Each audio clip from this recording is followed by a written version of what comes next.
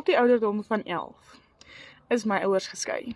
Nou vir 'n klein dogtertjie van 11 jaar oud, ek dink dis die moeilikste ding waardeur jy kan gaan.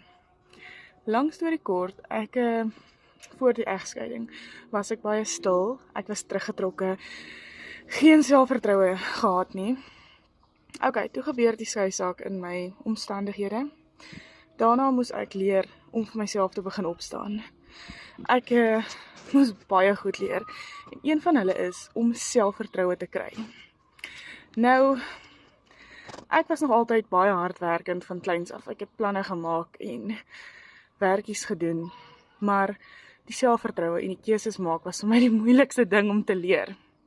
Vandag kan ek sê, dit het my sterker gemaak. Ja, op daai stadium, dit maak seer. Niks voel lekker nie, alles is aaklig. Maar dit maak jou sterker.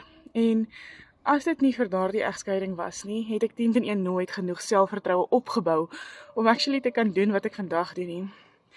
Ek sou nooit kon gedink het dat in dollars verdien hier in Suid-Afrika die gemaak van jou eie huis ooit 'n opsie vir my was nie. So ek was daai tyd uit my comfort zone uitgedruk. En vandag wil ek met jou deel. Wanneer dinge moeilik raak en jy word uit jou comfort zone uitgedruk, dis daar waar groei plaasvind. As jy wil in dollars verdien hier in Suid-Afrika met 'n veilige aanlyn besigheid, kom in vir my onder dollar en ek gaan vir jou presies wys hoe mense presies soos ek en jy dit kan regkry.